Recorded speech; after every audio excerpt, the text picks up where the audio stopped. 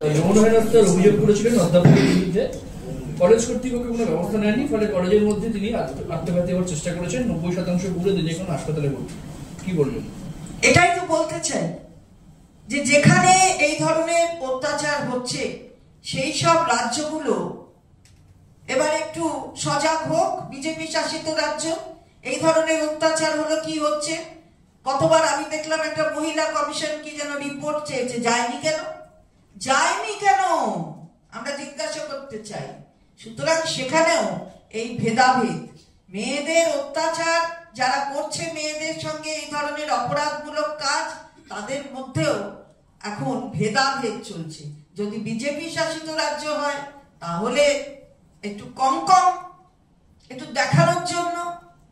আর আমরা তো বলছি যে আমাদের এখানে যখনই হয়েছে এই ধরনের অপরাধ, তার বিরুদ্ধে প্রশাসন যা পদক্ষেপ নেওয়ার নিয়েছে, সে যদি আমাদের দলের হয় তাকেও কিন্তু নিস্তার করেনি।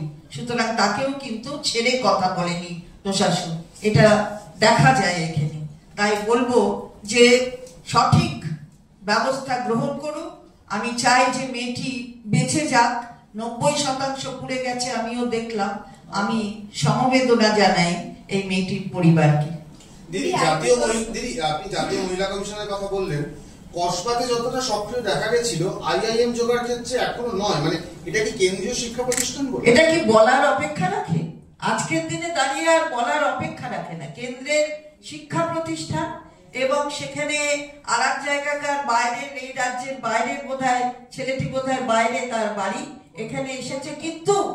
কিন্তু আমরা যেটা বলতে চাই যে মহিলা তো মহিলাই, মেয়ে তো মেয়েই, অপরাধ তো অপরাধ।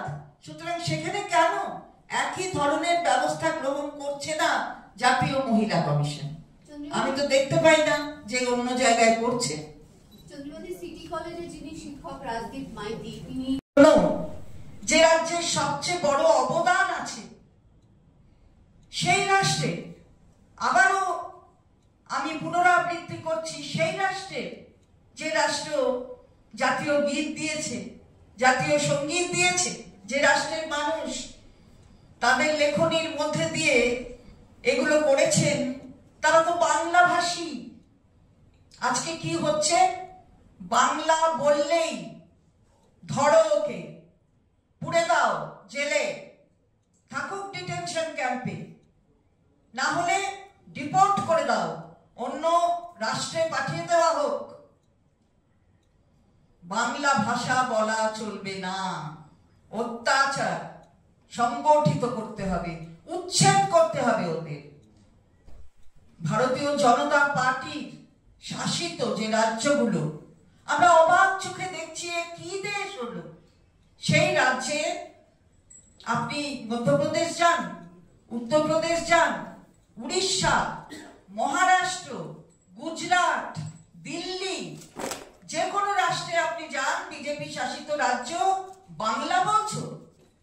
তুমি বাঙালি যদি হয়ে থাকো তাহলে তুমি ভারতবাসী নও, তুমি দেশের মানুষ নও।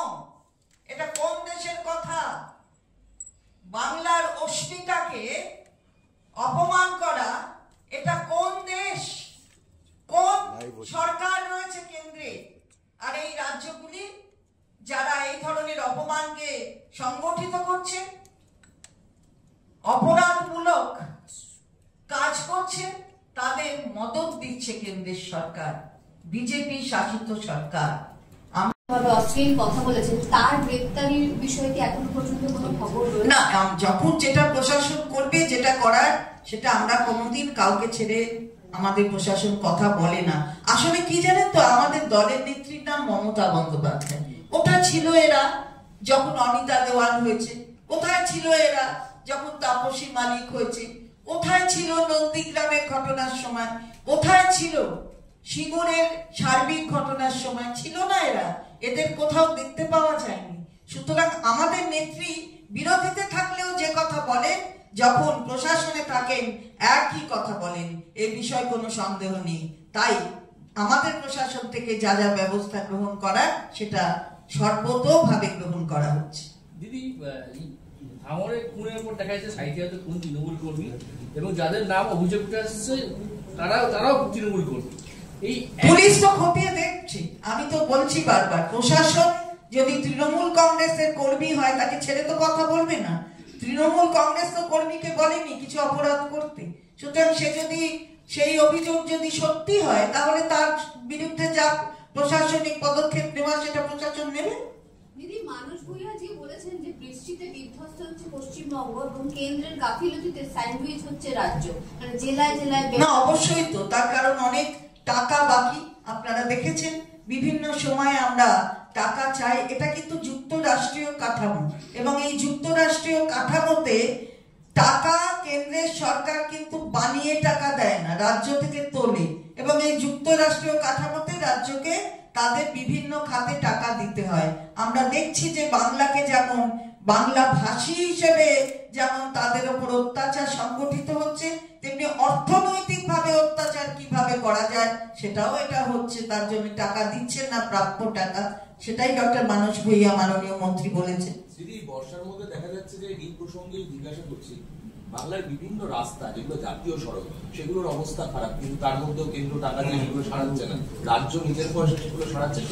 অনেক অনেক জায়গায় তো আমাদের নিজেদের করতে হচ্ছে, কিন্তু কেন্দ্রের টাকা দেওয়ার কথা, সেই কেন্দ্র টাকা দিচ্ছে না। কি চাইছে জানি না, চাইছে কি রাস্তায় এই ধরনের দুর্ঘটনা হোক, এই ধরনের ব্যাপারগুলো সংগঠিত হোক, এটাই